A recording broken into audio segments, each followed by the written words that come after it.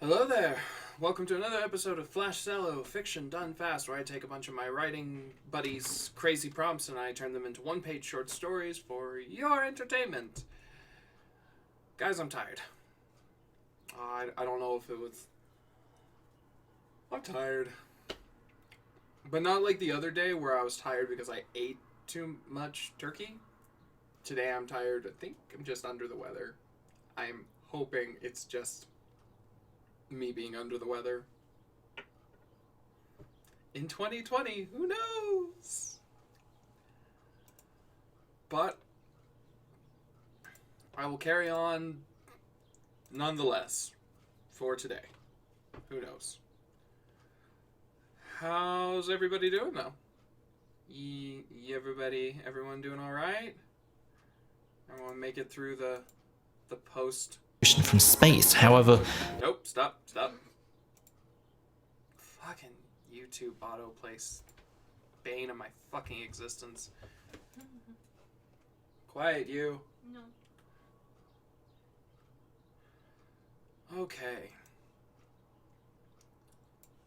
Well, since we spent a lot of time together yesterday, and I'm just kinda... the word exhausted. I'm very sensitive to... I'm a very sensitive boy. But I'm actually pretty sensitive to, like, weather snaps. And as a result of that, if the weather shifts too far one way or the other, it just kind of leaves me feeling like my head's underwater. So...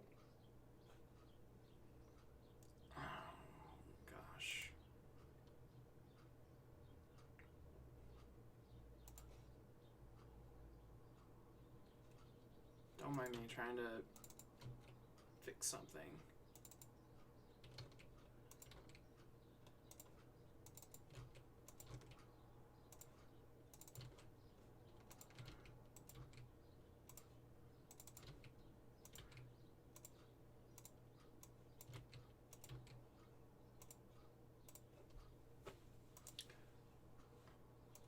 There we go. We updated the stream information because apparently if I don't know why, but my tags vanish if I don't maintain them.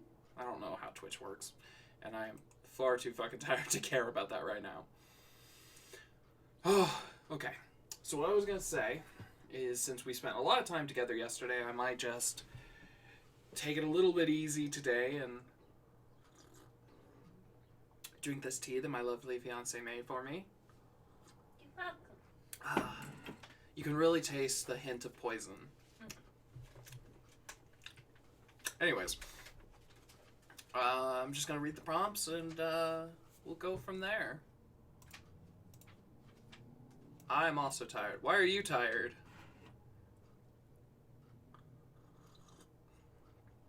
What do you have to be tired about? This is the prime of your life. Gosh, millennials. What are you, like 15? Anyways. I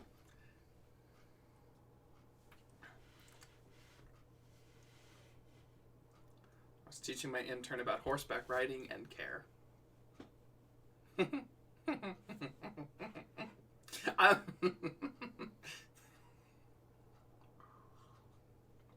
Just imagining you teaching the horseback riding, and then care is just an entirely separate thing. Like, and this is how we care. Brought to you by the letter C. Next week we move on to sharing. Okay. Some men just can't hold their arsenic. Wait. Is that a reference to something? Yes, no, that's a fucking reference. Okay, Look, I'm fucking tired, okay? I was like, my brain got really hung up on, but I've never seen arsenic in old laths. How would I know that line? That's not from It's not from that, it's from the other thing.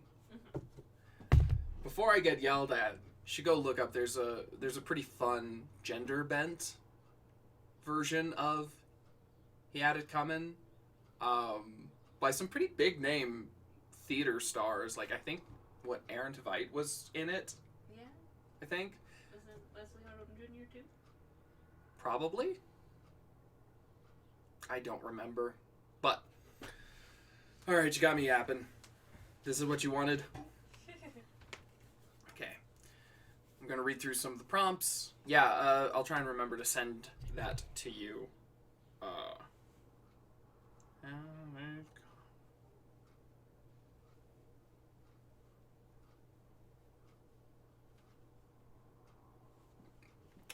So, we have an exploration of class warfare and inequality that takes place night in the museum style at a big furniture outlet store between sentient pieces of furniture. No humans allowed. Think Snowpiercer, but in an RC Willy. We got that from Renegade Radio, who also gave us Eggplant, Furious, and Catastrophe. Neither of which I don't know. That, the RC Willy one, I like Snowpiercer.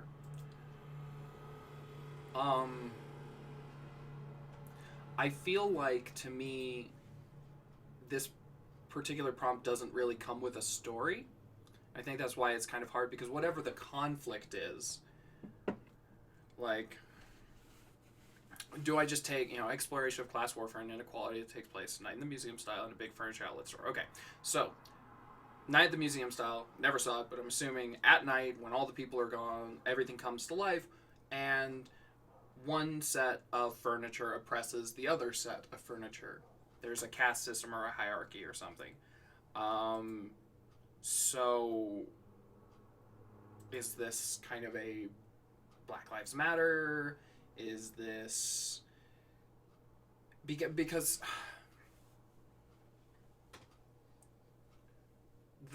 as far as I can tell in my fucking sleep-addled state, I can't think of a metaphorical connection between the two. So if this was like,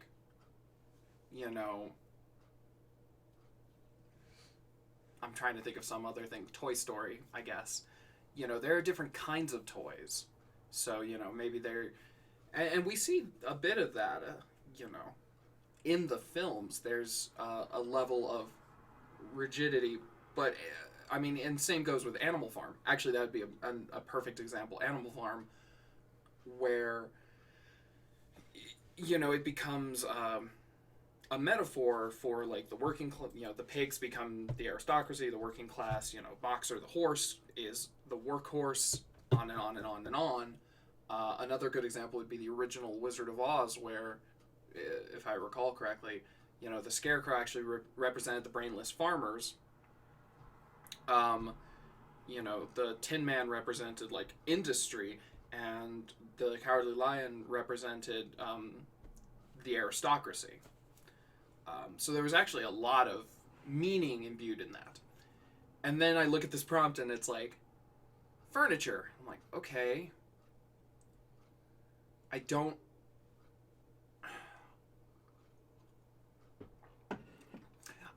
see how furniture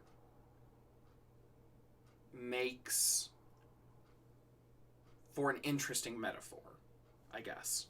Because I could just go in and say, all right, well, the bastard cops are the king-size mattress is the king, the queen-size mattress is the queen. Not a lot of people know much about Baum's original novels. Like, they just didn't. We've got a boy. Trot, trot, trot, trot, trot. A little cat trotting across the road. What's fun? It's a boy. Oh, it's a boy. I said that. I wasn't listening. How dare you not listen to me? I have very important things to say. I perked up when I heard trot, trot, trot. That's fair.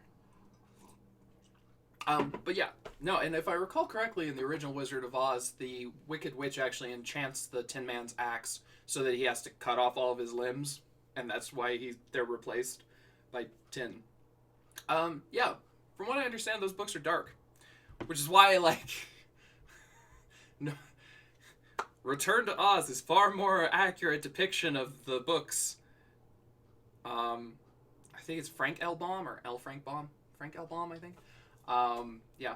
Return to Oz is much closer in spirit to the books he wrote, but most people just know the musical, the, original film. So, that's probably my biggest. Sounds like a grim fairy tale. Yeah, kind of. I actually have been to the Hotel del Coronado, where he wrote part of the books.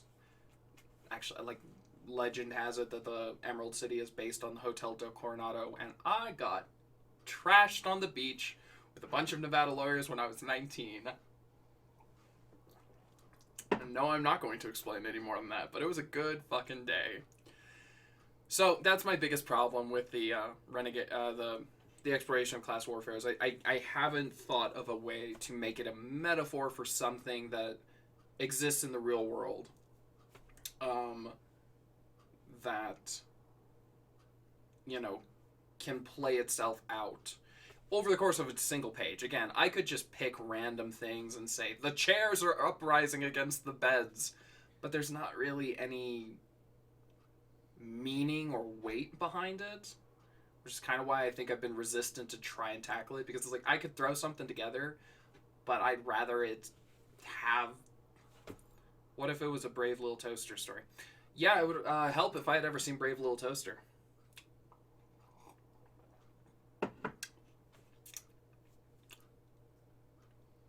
I don't know if I'm about to. I don't know if the Brave Little Toaster has stands.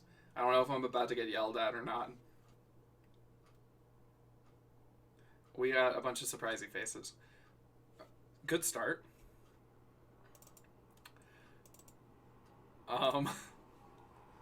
Well, moving on. Kind of the same thing with the Eggplant Furious catastrophe. Like, anything I did with that, I'd have to invent the actual story. So I'd be inventing a story that involves an eggplant and someone who's furious. And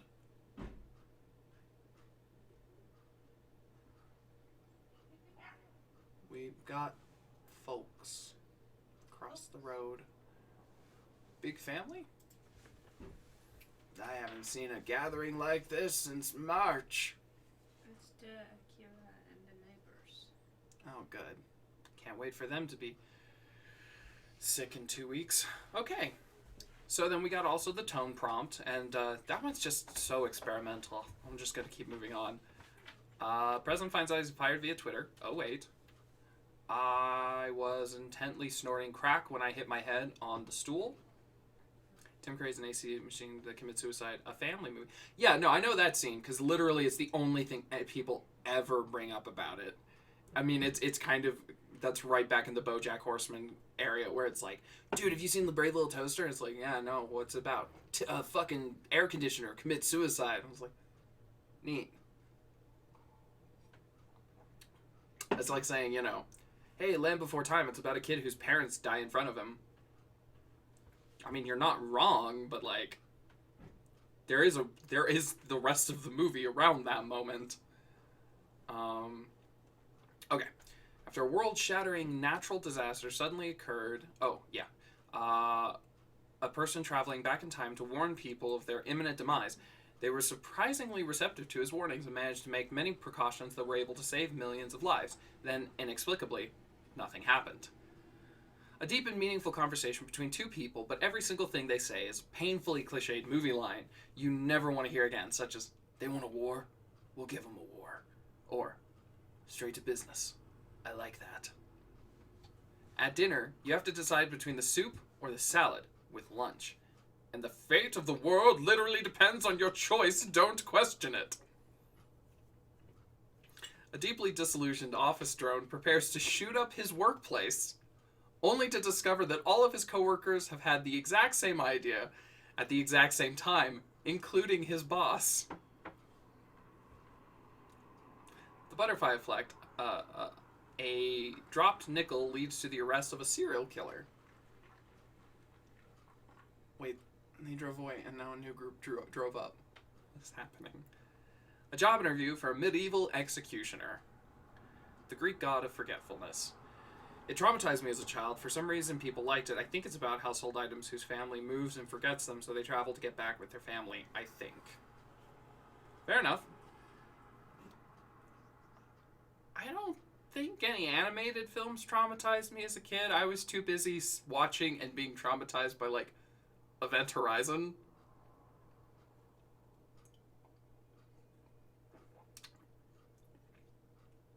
Yep. My mom was just like, it's got the guy from Jurassic Park in it. You really like Dr. Alan Grant. I'm like, yeah, and I like spaceships. I really shouldn't have been allowed to watch that movie. Anyways. Woo! So, it just kind of sounds like you're, like, an animated... It's like Homeward Bound, or the Incredible Journey meets Toy Story.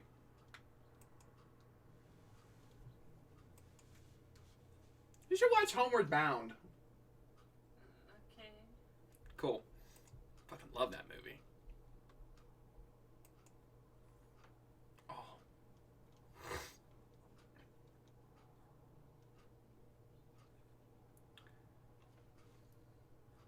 Yeah, okay, so,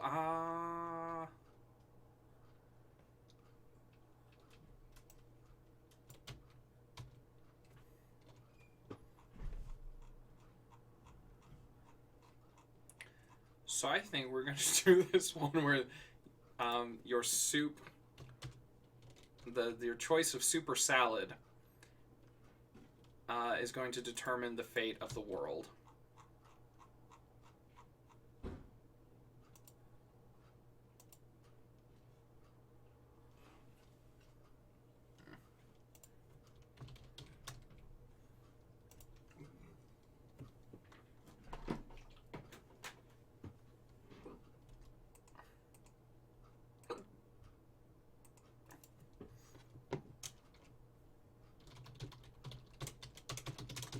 So what about anybody else in the chat? Are there any movies you see as kids that traumatized you as a child?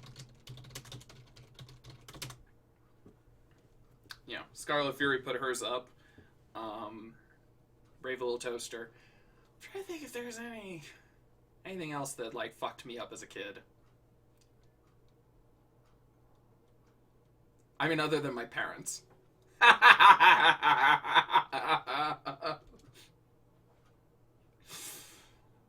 No, but it's really true, though. Hey, Cassie. What? What childhood movie traumatized you as a kid? I don't know. Okay. I don't know. American Tail had me pretty spooked for a while. Yeah, the cat at the end of American Tail, like the cat robot thing. The drunk scene in Dumbo was the start to my anxiety.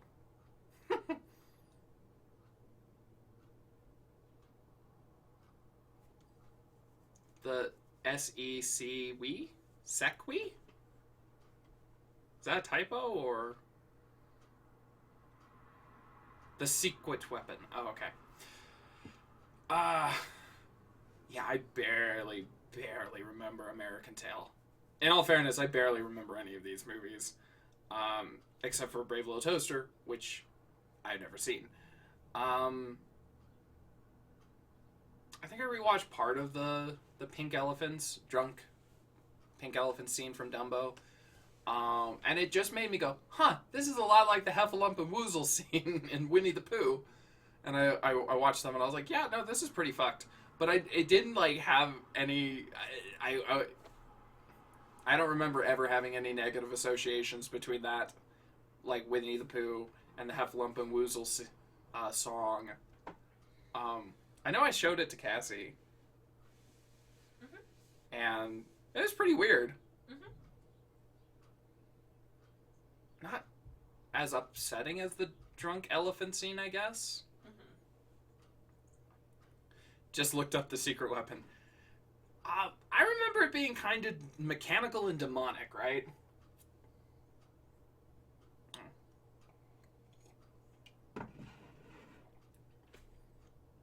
I also watched a lot of, like, but again, my parents, or not my parents, my mother, in her infinite wisdom, let me watch just a bunch of movies, and none of them were like, oh, man, these are all terrible.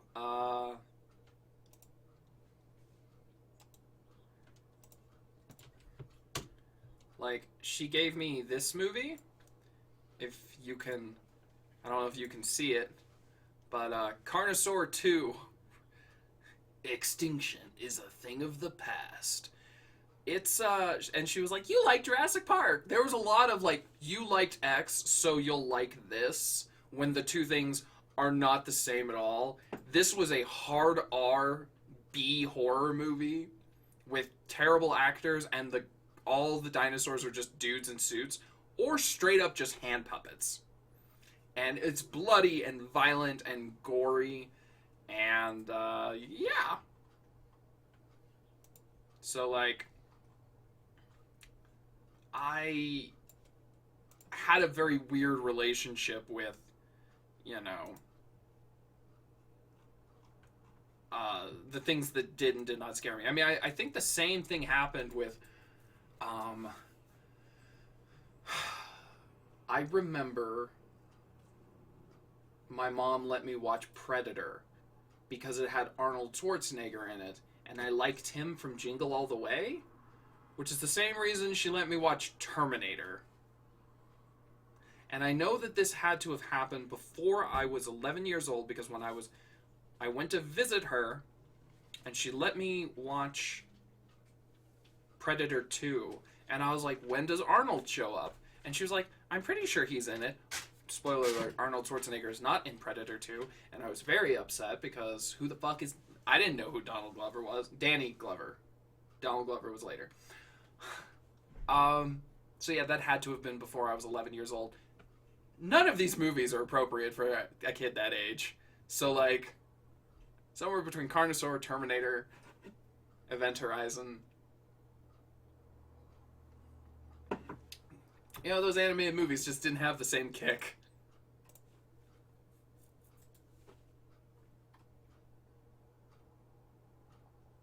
I was allowed to watch whatever I wanted. I just... Wait. Yeah, that would give me nightmares. Yeah, and made a very scary noise. I was allowed to watch whatever I wanted. I just chose to watch all happy things and comedies like Austin Powers. Appropriate for a 6-year-old? Probably not. I've never seen the Austin Power films. I got more... my father hates most comedies that he perceives as dumb. So, like, I never saw, like, Austin Powers. I saw... Literally dropped my fork at Trey. Literally dropped my fork at... Oh. No. No, my dad didn't really like comedies, so I didn't see them.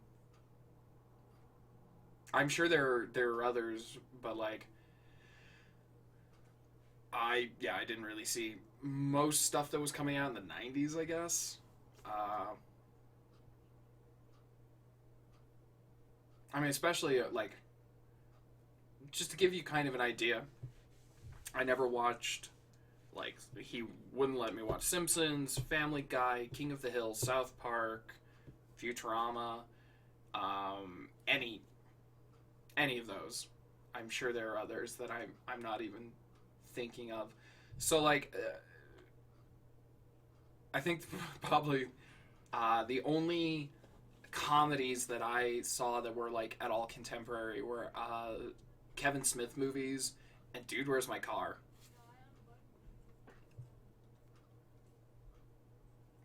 See, here's the thing is, I'm going to be completely honest. I don't really give a shit about Austin Powers, though. Like, these were all things that once I had the autonomy to go watch whatever I wanted. I didn't really feel any desire to go watch them. Sorry. I mean, specifically just Austin Powers.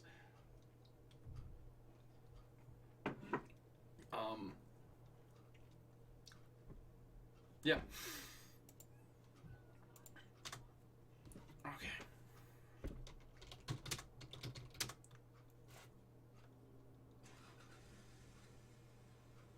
Well, and I think, like, it's stupid humor. A lot of stuff is. I think a big part of it is the fact that it doesn't actually have that much cultural significance. Like, it was really big, and now it's not. Like, occasionally a line of dialogue will, crop up a reference here or there, but, like, in terms of actual, like,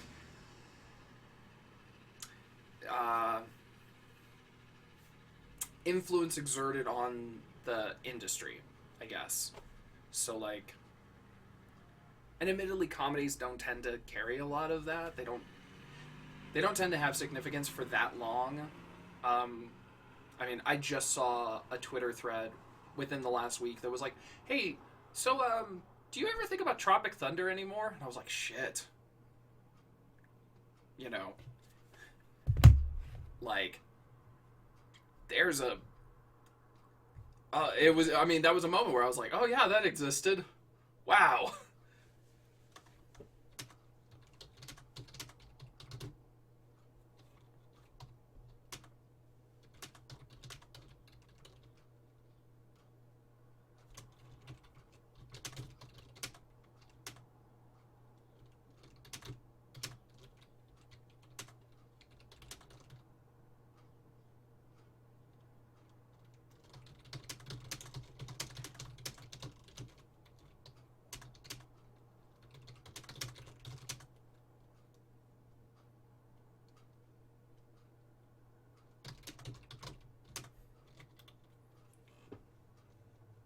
So,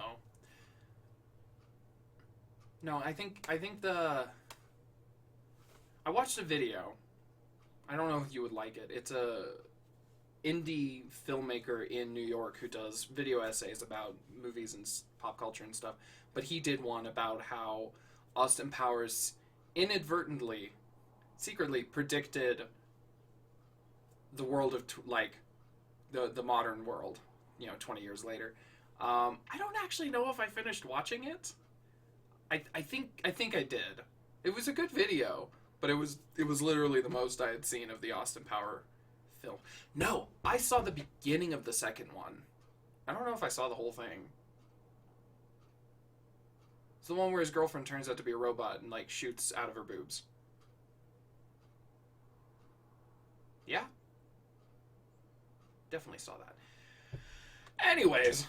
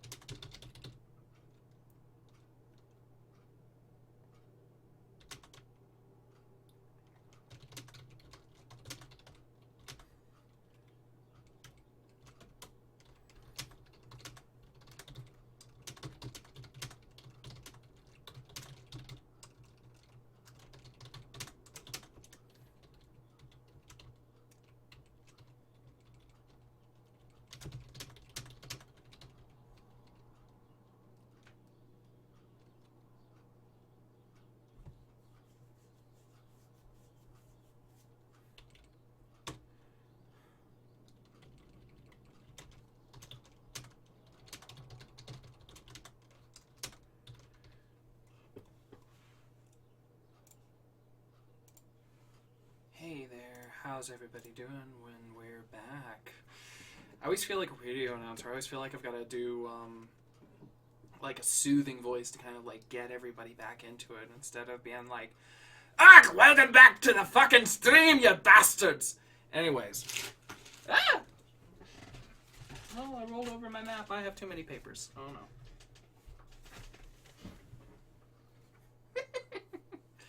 Hey, how's everybody doing? You awake? Oh, we just lost a viewer. I scared someone away. Oh.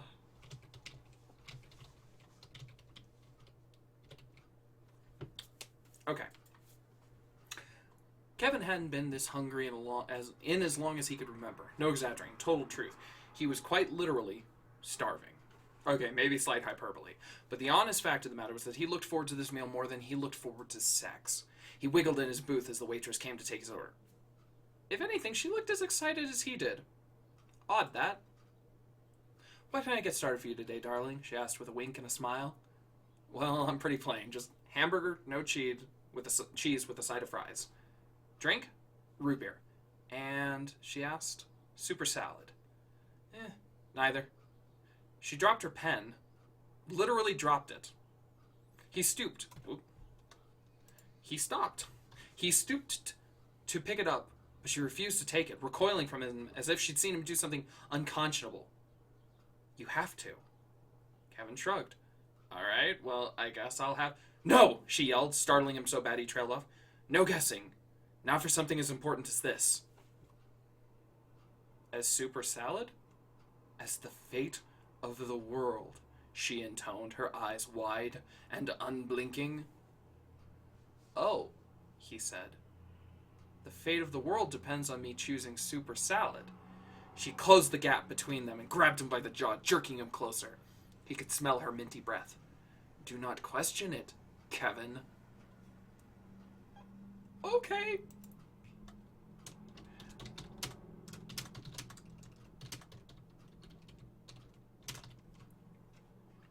"Okay," he squeaked. "I want the salad," he said finally. She released him. "I hope you know what you're doing, Kevin," she whispered. "For all our sakes."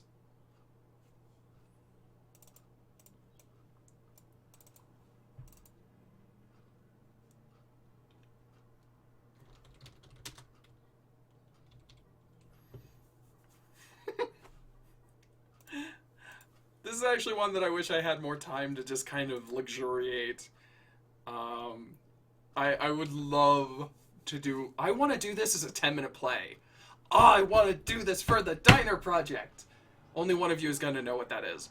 The Diner Project was a series of short plays written by and directed and starring SUU students 5 years ago, I think. Oh, God. Oh, honey. I'm pretty sure that the Diner Project was 5 years ago. Oh, no. Right? Oh. Oh, no. Oh, that's so long ago. Because it was Diner Project, Museum, Airport Project, Museum Project, Dorm Project, and then Rona year. So, fuck. It's been so long. No, I think this would have made a hilarious, like, the fucking, like, the fate of the world is on your choice. But to spend maybe, like, 5 to 10 minutes, introduce some other characters, people on either side, like, trying to, like, "No, dude, you gotta choose the salad. You gotta choose the salad. No, choose the soup. Don't listen to that bastard. They don't know what they're talking about." But no one will tell him, like, what the fate of the world will actually be. I think this would be hilarious. Someone get Henry on the phone. I love it. Oh, okay. Let's get that up on the blog before I forget, because we all know I will.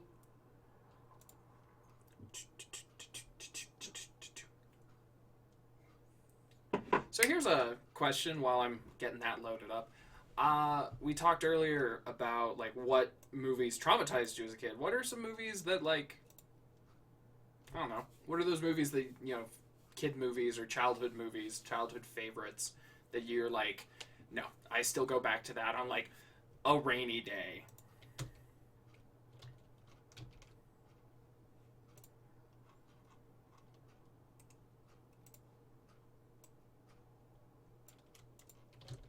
Because I know for me, if I'm sick long enough, I will always end up watching Lord of the Rings or Jurassic Park. Those are just like, those are the go-tos, right? I know they're not kids' movies, but like, those movies were so important to me as a kid. So, you know. Same difference. Oobadoo. Hoobadoo-badoo. Coolio. That's one. Spirit Stallion or the Cimarron. Spirit Stallion of the Cimarron. And Road to El Dorado. Good. I saw one of those. I will let you guys guess which one I actually saw. You can yell at me in the chat.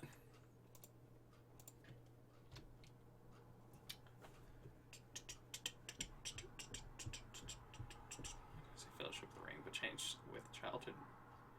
You're missing out, friend.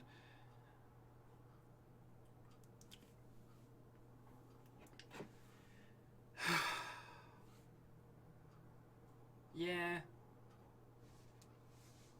I'm trying to think what other movies had a big impact on me as a kid that aren't like the super duper obvious ones.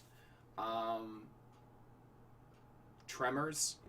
Tremors was a big thing as a kid. X-Men. I think X-Men more than Spider-Man.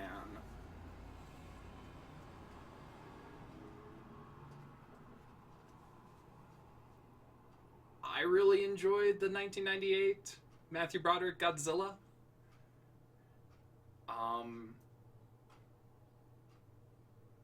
Harry Potter. The Harry Potter movies were good.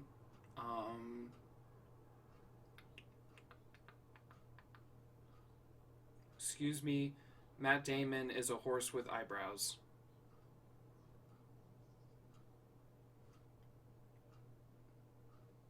Wait, what?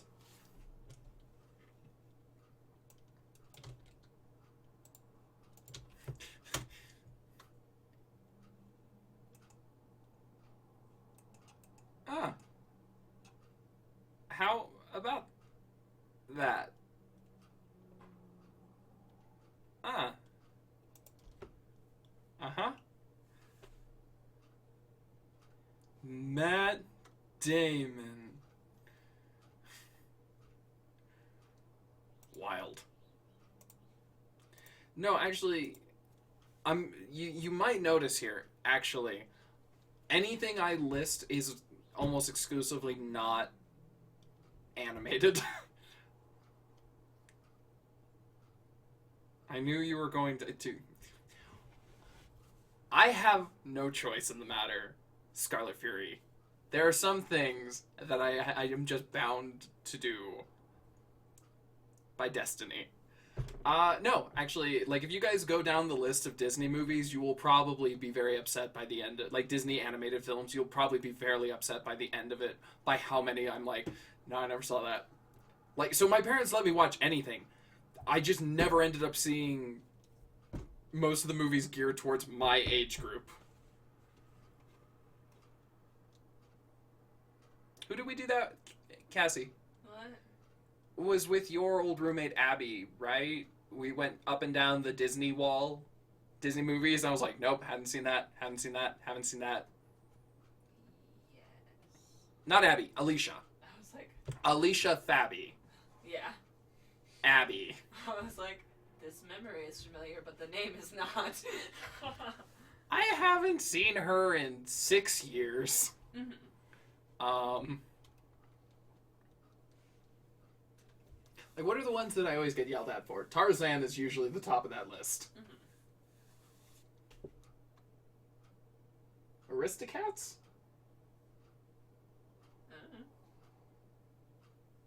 Just trying to remember what movies you're like, you haven't seen this? Again, usually it's Tarzan. Usually Tarzan is the one that's like, you haven't fucking seen Tarzan? I'm like, no. There it is! There it is!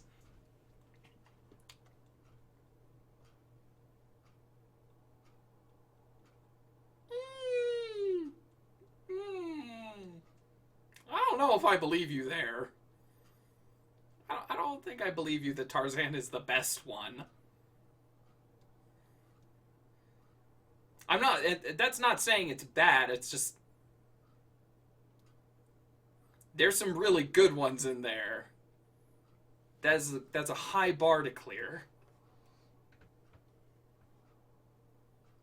It's also kind of the movie that functionally ended Disney animation for like, what, 15 years? But, oh, Phil Collins. Film theory about Spirit. I think Spirit didn't actually have the... What the fuck does that mean? As somebody who's never seen these movies, I have no earthly idea what that means. Spirit didn't actually make the jump over the canyon. I think they died. Oh, I do not like that. Well, in that case, it's probably true. She's definitely right. The world-shattering natural disaster occurred.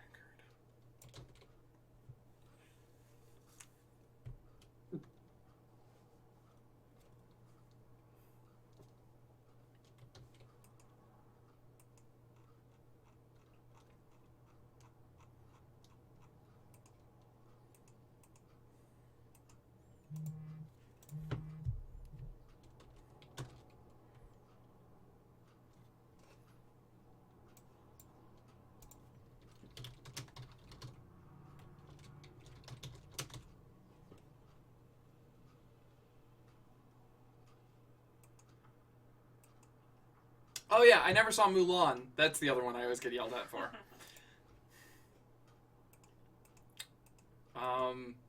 I never saw Robin Hood, or Treasure Planet, or Princess and the Frog, or... Never saw Sleeping Beauty. The Aristocats. I finally saw Hunchback of Notre Dame a couple of years ago. Tarzan.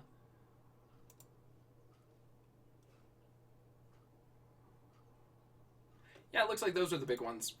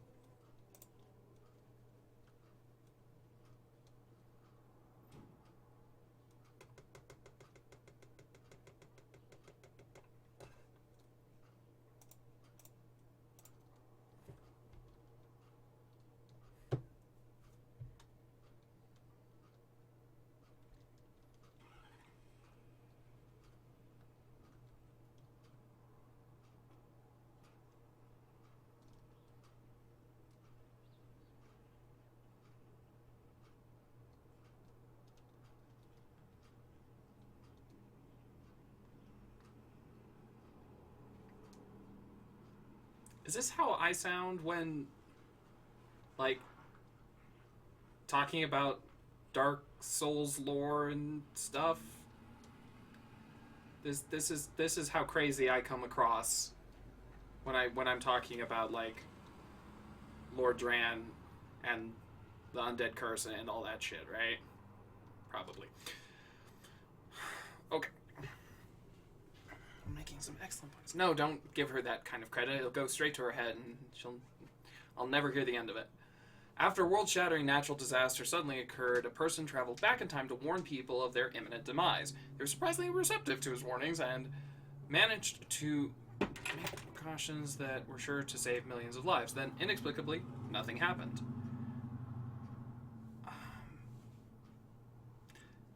So I'm not gonna lie, what I really want to do with this is tie it into the last story and make the world-shattering natural disaster the super salad. I don't know. Oh.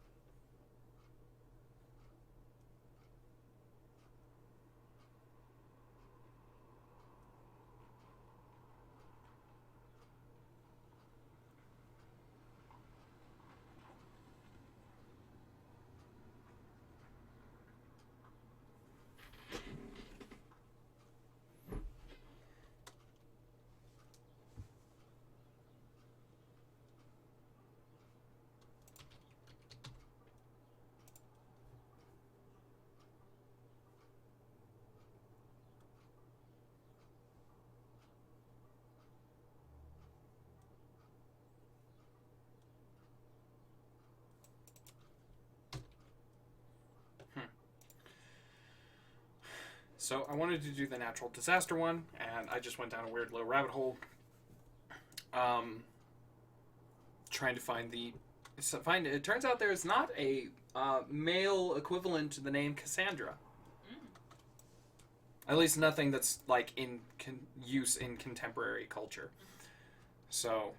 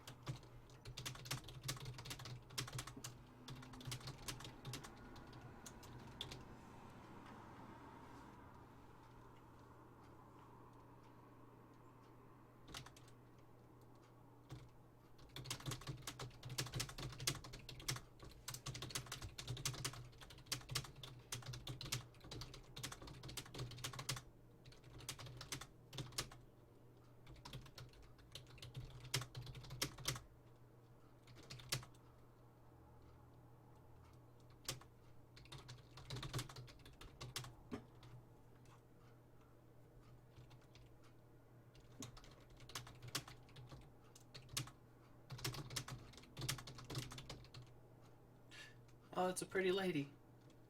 She does not trot. She kind of saunters.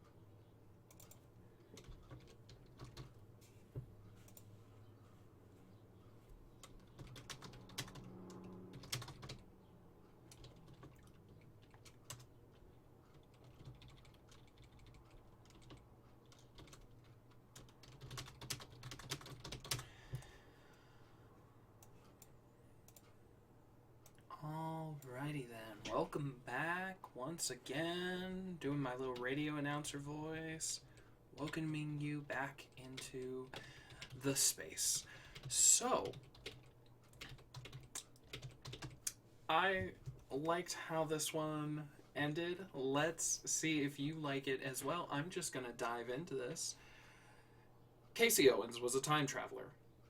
Best to get that part out of the way up front. None of the rest of this will make a lick of sense if you don't already know that he came from the not-so-distant future to warn of impending doom.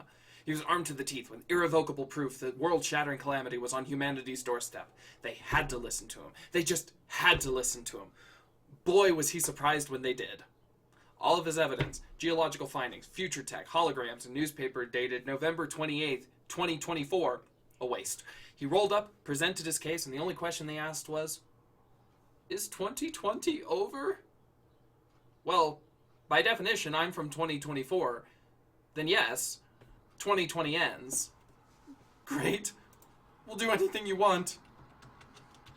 Spectacular, he said, and they set to work. It took time and money, but thanks to the time machine and certain loopholes about abusing late-stage capitalism for financial gain, they set in place dozens of precautions that would save millions of lives when the disaster occurred. Except, it never came. The day came and went without a sign of this natural disaster Casey warned them about. So Casey retired to his favorite diner for lunch. How could it be? Monkeying with the timeline shouldn't have changed the course of a natural disaster, unless it wasn't a natural disaster in the first place. But if it wasn't natural, then what was it? From the next table over, he heard a young man say, "I want the soup?" No way to know, Casey decided, digging into his salad. Just no way to know.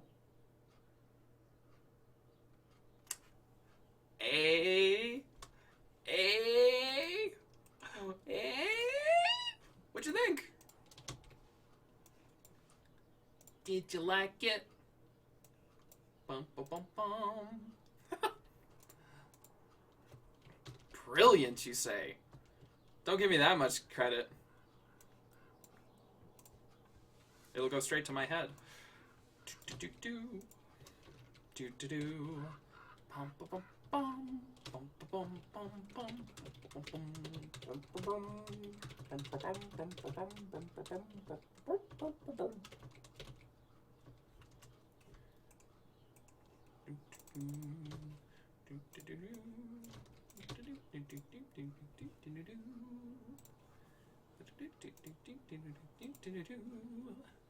Yeah, no, it seemed like such a good opportunity to be like, well, I've got this story about the fate of the world, and I've got this story about a natural disaster. And I think it works partially because it doesn't explain how these two things are connected. Just, like, it just drops enough to be like, no, there's a connection. I have no idea what it is. So, yeah, that turned out pretty well. I like that. I certainly didn't think of it when I, like, started that these two stories would have a connection, and that's... I've tried to resist the urge to tie a bunch of these stories together. I've had those angel, the angel and demon reappear a couple of times, and now I've got this. But I kind of didn't want to just make it like... I didn't want to get too in the weeds on like continuity with these short stories, so it is what it is, but I'm pretty happy with how that one felt pretty natural. And again, I don't think it actually impacts the stories, either of them, other than to kind of say, the implication being he chose salad in the first timeline, caused this whatever catastrophe, at which point our character of Casey Owens travels back in time, does a bunch of shit, butterfly effects. Oh, that was a thing I did. One of the other prompts I got that I thought was like, oh, that could connect, was the butterfly effect. A dropped nickel leads to the arrest of a serial killer. And I almost really like the idea that maybe in whatever story that is, I'll start with Casey Owens, time traveler, dropping the nickel. And so just all these stories are kind of interconnected, but without making it, again, like a continuity or an actual story. I don't want them to to actually be connected. Like, other than the fact that they are connected, I don't want them to actually be necessary, I guess. But, oh well. Alright. Well, I'm going to call it. I'm gonna wrap this up, and I'm gonna probably relax the rest of the evening, because I'm still not feeling 100%, still feeling a little bleh. So, alright guys, but all things considered, I should be back tomorrow. Hopefully around the same time, so chances are I will see you then. But until then, that's all I have to say, that's all I have to write. No 2020s and heroes. There you go. Bye, guys.